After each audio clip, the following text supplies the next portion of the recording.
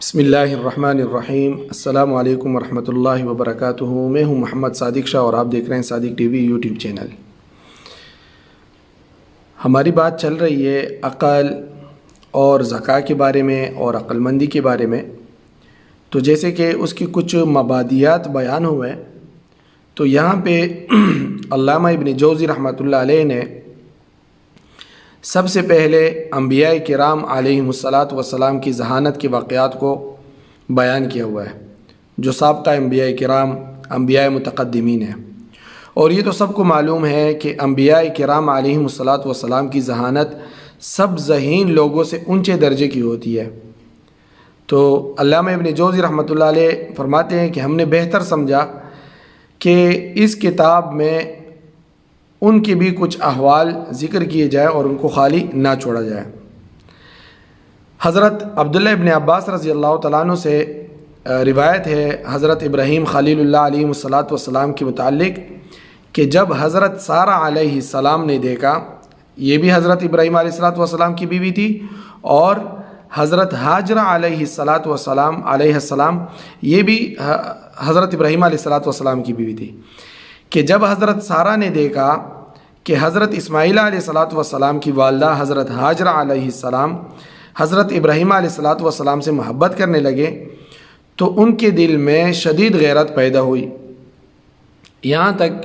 کہ حضرت سارہ نے قسم کھائی کہ وہ ہاجرہ کے اعضاء میں سے کوئی عضو ضرور کاٹ دے گی، یعنی ان کو کاٹ دے گی وہ جہاں سے بھی مرضی، یہ انہوں نے قسم کھائی۔ جب یہ اطلاع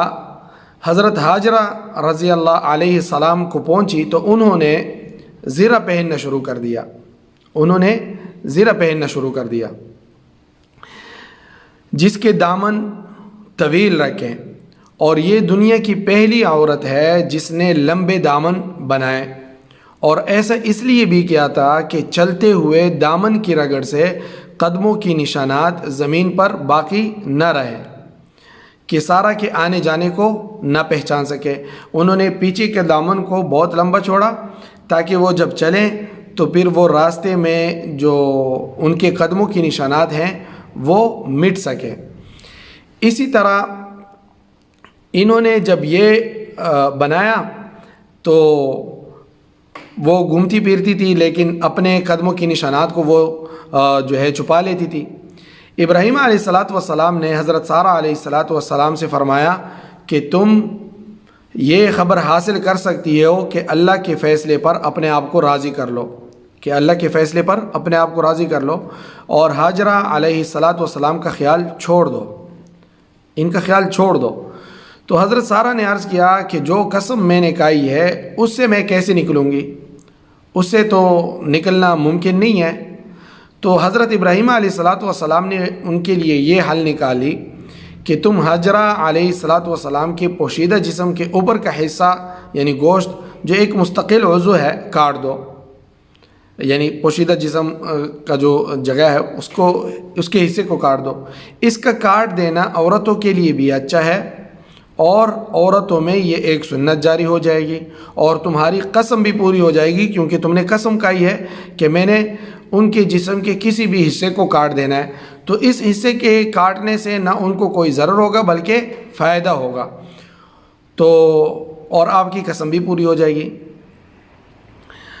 تو اس کو کاٹ دیا گیا، اور یہ طریقہ عورتوں میں جاری ہو گیا کہ عورتوں کا ختنہ عربوں میں رواج پایا۔ لیکن جہاں تک عورتوں میں ختنے کا رواج ہے تو اسلام نے اس کو پابند نہیں بنایا، یعنی اسلام میں اس کی کوئی پابندی نہیں ہے کہ عورتوں کا ختنہ کیا جائے، مستحب ہے، کوئی کرنا چاہے تو کر سکتا ہے، اس پہ کوئی روک نہیں ہے، لیکن اسلام نے عورتوں کے ختنے کو ضروری نہیں سمجھا جس طرح کہ مردوں کے ختنے کو کیا جاتا ہے۔ اس کے فوائد بھی ہیں، یہاں پہ ہم اس بحث کو نہیں چھیڑتے، تو جو اس کو دیکھنا چاہے تو دیکھ سکتے ہیں، اس کے بہت سے جو ہے فوائد بھی ہیں، اور بعض لوگ اس کے نقصانات بھی بیان کرتے ہیں۔ اور آج بھی عرب کے کچھ علاقوں میں باقاعدہ طور پر بچیوں کا ختنہ کیا جاتا ہے، جیسے مصر ہے، اور عرب ممالک کے جو افریقی ممالک ہیں وہ ضرور کرتے ہیں، اور خصوصاً جو کالے لوگ ہیں یہ بھی ختنہ کرتے ہیں۔ تو ابراہیم علیہ الصلاۃ والسلام نے اپنی ذہانت سے حضرت سارہ علیہ الصلاۃ والسلام کو بھی اپنے قسم سے جو ہے عہدہ برآ کیا، اور حضرت ہاجرہ علیہ الصلاۃ والسلام کی زندگی کا بھی خیال رکھا، اور یہ انبیاء علیہ الصلاۃ والسلام کی یقیناً اونچی ذہانت ہے۔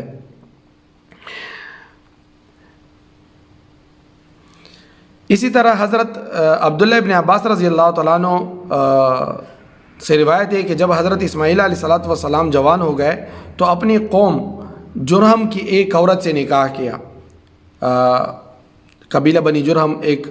قبیلہ تھا۔ جب حضرت ابراہیم علیہ الصلاۃ والسلام حضرت اسماعیل علیہ الصلاۃ والسلام سے ملنے کے لیے شام سے آئے تو حضرت اسماعیل علیہ الصلاۃ والسلام کو گھر پہ نہ پایا، تو آپ نے ان کی بیوی سے پوچھا تو انہوں نے جواب دیا کہ وہ معاش کی تلاش میں گئے ہوئے ہیں، روزی روٹی کی تلاش میں نکلے ہوئے ہیں، کوئی شکار کرنے نکلے ہوئے ہیں، اور پھر ان سے مزید معاشی حالات دریافت کیے کہ کیسے چل رہا ہے، آپ کا گزر بسر کیسے چل رہا ہے۔ تو حضرت اسماعیل علیہ الصلاۃ والسلام کی جو بیوی تھی انہوں نے بڑی تنگی اور سختی سے جو ہے بتایا کہ بھائی ہم بڑی تنگی سے گزر رہے ہیں، بڑی سختی سے گزر رہے ہیں، اور شکایتیں کرنی شروع کر دی کہ ہمارا گزارا بہت مشکل ہو رہا ہے۔ ابراہیم علیہ الصلاۃ والسلام نے ان کے اپنے بہو کو جو حضرت اسماعیل علیہ السلام کی بیوی تھی فرمایا کہ جب تمہارا شوہر آ جائے تو اس سے ہمارا سلام کہہ دینا، اور یہ کہ اپنے گھر کی دروازے کی دہلیز بدل دے، یعنی اپنے گھر کے دروازے کی چوکھٹ کو بدل لے۔ حضرت اسماعیل علیہ الصلاۃ والسلام جب واپس آئے تو انہوں نے ان کی بیوی نے سب پیغام پہنچا دیا کہ اس طرح ایک شخص آئے ہوئے تھے، آپ کا پوچھا، اور پھر ہم نے بھی اپنی حالات بتائے، تو انہوں نے مجھے یہ کہہ دیا کہ میرا سلام کہنا، اور جب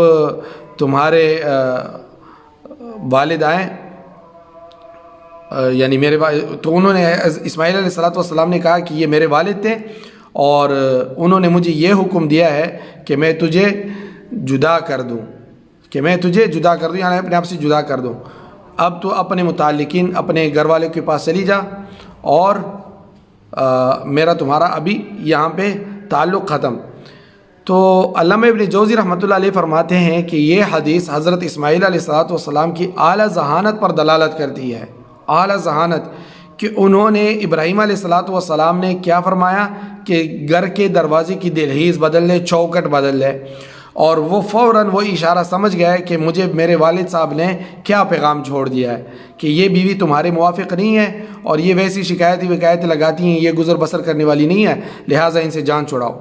تو حضرت اسماعیل علیہ الصلاۃ والسلام سمجھ گئے۔ تو انبیاء کرام علیہ الصلاۃ والسلام ذہانت کے اعلیٰ درجے پر فائز ہوتے ہیں، کیونکہ وہ مقتدا ہوتے ہیں، پیشوا ہوتے ہیں۔ تو یہ کچھ واقعات تھے، انشاءاللہ اس طرح کے اور مزید واقعات بیان کیے جائیں گے۔ السلام علیکم ورحمۃ اللہ وبرکاتہ۔ دوستو، صادق ٹی وی کو سبسکرائب کرنا مت بھولیے، ویڈیو کو لائک کریں، شیئر کریں، اور کمنٹ سیکشن میں اپنے رائے کا اظہار ضرور کریں۔